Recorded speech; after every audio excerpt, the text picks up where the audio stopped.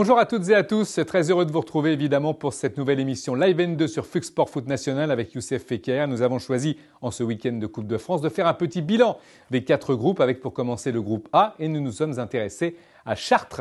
Chartres 8 points, Chartres entraîné par Jean-Pierre Papin. Jean-Pierre, bonjour. Salut. Merci d'être avec nous Jean-Pierre. Avec peut-être vous pouvez nous expliquer si le parcours que vous effectuez était le parcours attendu? Non, j'imaginais rien en fait, parce que avec une nouvelle équipe qu'on a reconstruite cette année, il fallait prendre son temps. Après, bien sûr, prendre son temps c'est une chose, mais il faut pas trop perdre de temps non plus sur les autres.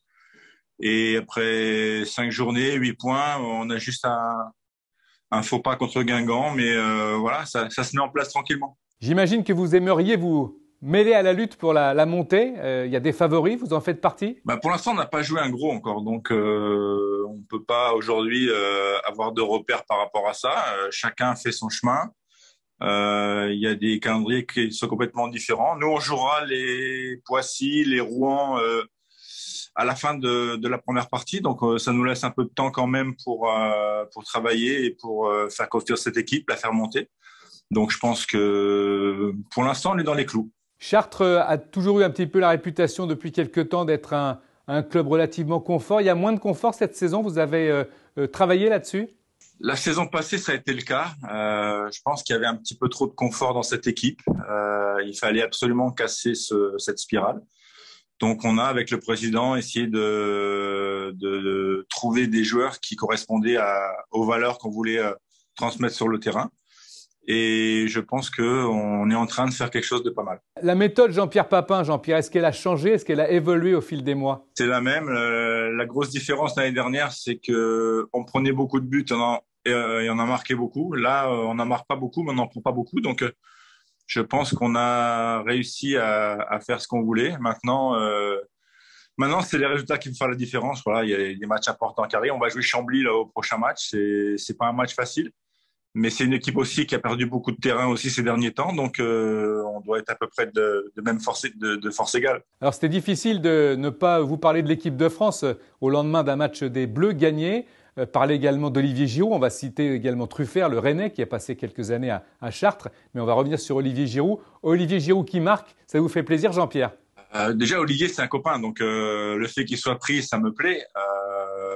Et puis, quand on a son âge, qu'on a cette mentalité-là, qu'on est capable d'apporter ce qu'il apporte, c'est un vrai plus pour l'équipe de France, ça c'est sûr. Et puis, je lisais l'autre jour un entretien que vous avez livré à la Gazzetta dello Sport sur Mike Maignan. Pour vous, c'est l'avenir?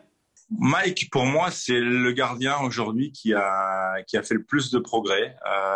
Il est dans un grand club, il a fait d'excellentes prestations. Il a permis à son club d'abord d'être champion la saison passée. Mais on a l'impression que c'est un gardien, il a pas de limite, quoi. Je veux dire, il a progressé vite et là, il est encore en train de progresser. Donc, je pense que c'est le futur patron de l'équipe de France au niveau gardien. Ouais. Merci beaucoup, Jean-Pierre. À bientôt. Bonne continuation. Merci, Denis. À bientôt. Salut. Merci. On va regarder le classement tout de suite de ce groupe A pour faire un petit peu le point, justement, qu'on voulait faire. Poissy, 12 points avec Rouen, 12 points également. Racing et en avant Guingamp, 11 points, Évreux 9 points et Chartres donc à 8 points, 4 points des leaders, mais évidemment rien n'est perdu. Nous sommes au début du championnat. Dans le groupe B, nous avons voulu saluer la performance de Fleury. Rappelez-vous la saison passée, Fleury malheureux, juste derrière Paris 13, donc pas d'accession nationale. On a fait le point et on fait le point avec le président Pascal Bovis. Président, bonjour. C'est un bilan satisfaisant pour cette première partie de saison? On sait que cette année, ça va être quand même un championnat particulier. C'est plus des 30 matchs de coupe qu'un réel championnat. C'est-à-dire qu'on s'aperçoit que tous les matchs sont discutés avec plus d'intensité. Tout le monde cherche des points. Donc, il y a la réforme des championnats avec 6 descentes. Donc, forcément, le championnat un peu différent. Il y a un peu moins de jeux et on va plutôt vers le résultat tout de suite plutôt que sur le fond. Donc aujourd'hui, nous, on est content d'avoir 11 points. Maintenant, je trouve que ce championnat est très équilibré et qu'il y a en fait, entre le dernier et le premier, il y a très, très peu de différence pour l'instant. L'effectif est celui que vous attendiez à ça par rapport à tout ce que vous avez fait comme travail à l'intersaison? Alors oui, je pense que une des clés pour réussir dans ce championnat, c'est d'avoir un effectif un peu plus riche que les années précédentes. Nous, on a la chance d'avoir gardé notre effectif, d'avoir une ligne de conduite dans cet effectif et puis d'avoir eu quelques apports. On n'a pas pris beaucoup de monde, on a pris 3-4 joueurs. Donc l'amalgame s'est fait rapidement. Ça, c'est une chance et c'est peut-être aussi une des raisons des bons résultats du début de saison parce qu'on est reparti sur une base qu'on connaissait déjà. Le groupe, on l'a dit, on l'a vu déjà lors des 5 premières journées, est très fort. Vous pensez vous mêler justement à cette lutte pour l'accession? Non, nous, on est très humble par rapport à ça. On prend des points et on se prendra la question après les vacances de Noël. On fera un point, mais avant, notre priorité, comme tout le monde, c'est de prendre des points et puis rester humble parce que le championnat, c'est très très long. On n'est pas encore entré dans l'hiver où les terrains sont un peu différents. Non, faut rester très humble, très humble. Je ne vais pas faire un discours à la Giroud, mais presque. Un point important aussi, peut-être président, et sans doute même vous serez d'accord, les supporters, ils sont toujours là, présents et même de plus en plus autour du club?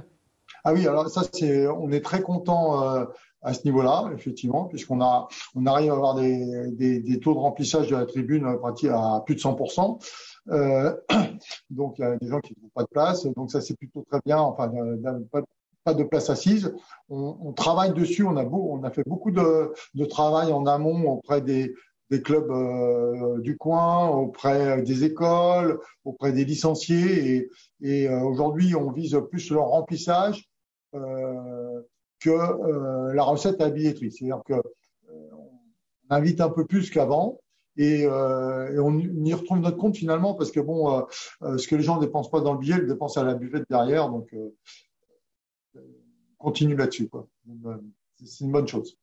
Alors vous parliez d'humilité à juste titre parce qu'il faut toujours en avoir, mais malgré tout, l'ambition à terme, c'est quand même de monter, j'imagine. Alors, la montée, c'est, je dirais, la cerise sur le gâteau.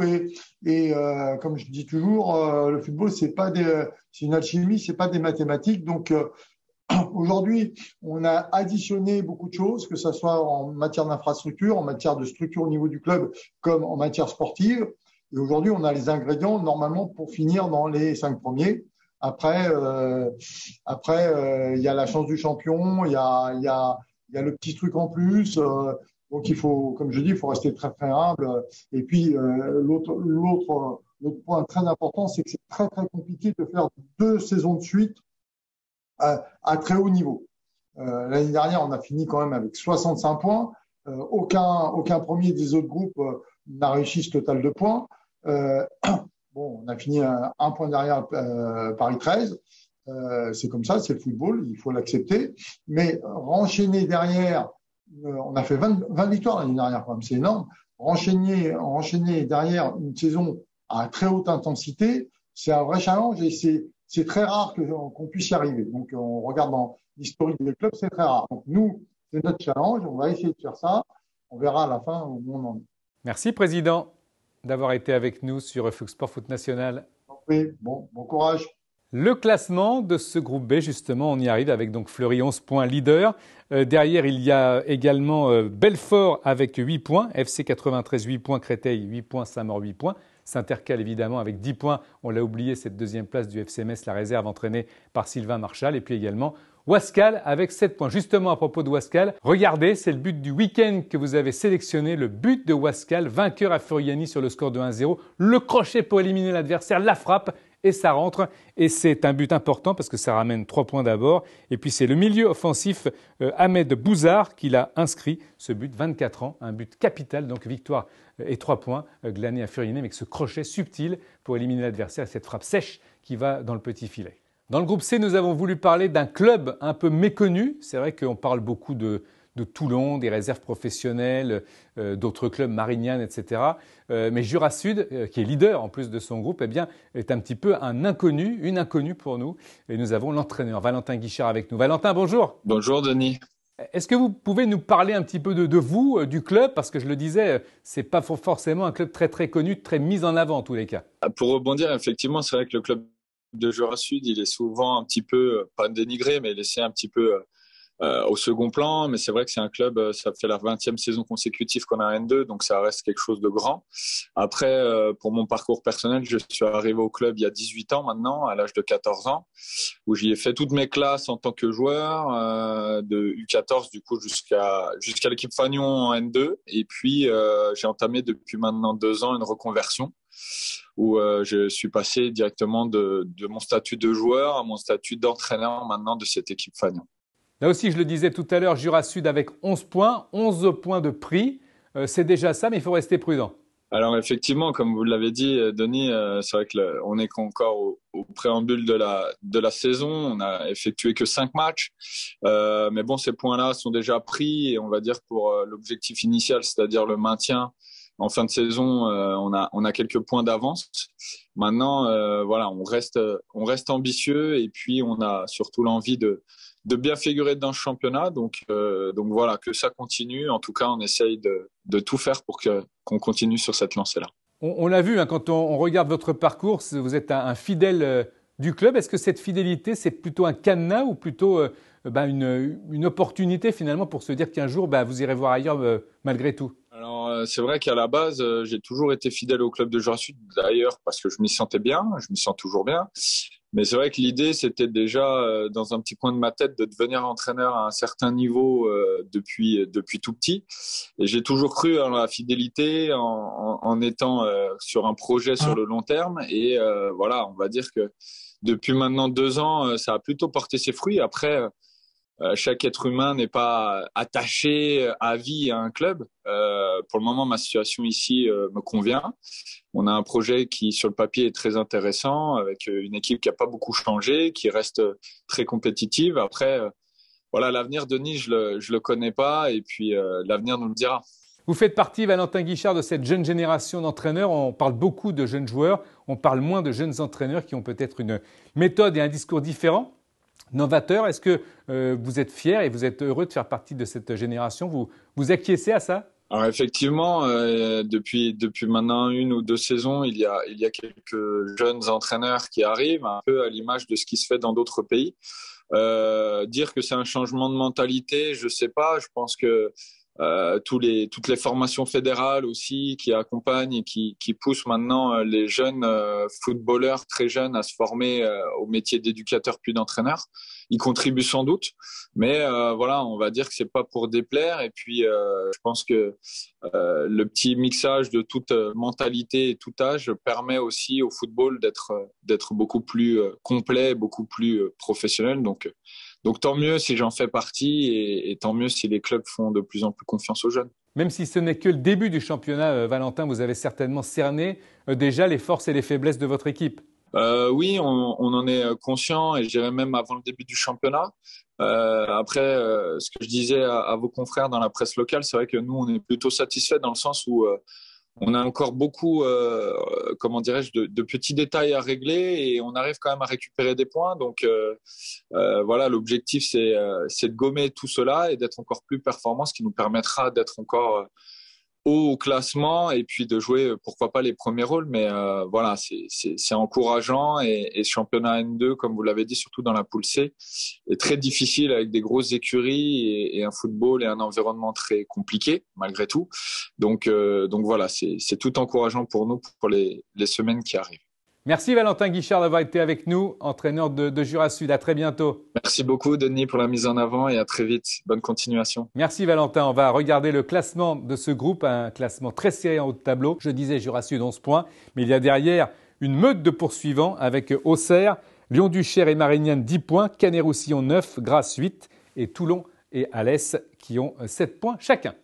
Pour terminer cette émission sur Flux Sport Foot National avec Youssef Fekir, nous avons choisi d'inviter le président d'Andrézieux, François Clerc, pour faire un bilan un petit peu de son équipe par rapport aux changements, aux modifications d'effectifs effectués à l'intersaison. François Clerc, bonjour. Bonjour. Merci d'être avec nous, François. Le bilan justement qu'on peut tirer de cette première partie de saison, même si on n'a joué que 5 journées? Oui, bilan satisfaisant, avec un gros renouvellement de notre effectif. Voilà, on attendait un peu ce point de passage pour savoir où on pouvait se situer au bout de 5 matchs. Donc on a 10 points, donc on est sur une bonne moyenne. voilà, je pense qu'on est en phase de progression, ce qui est intéressant.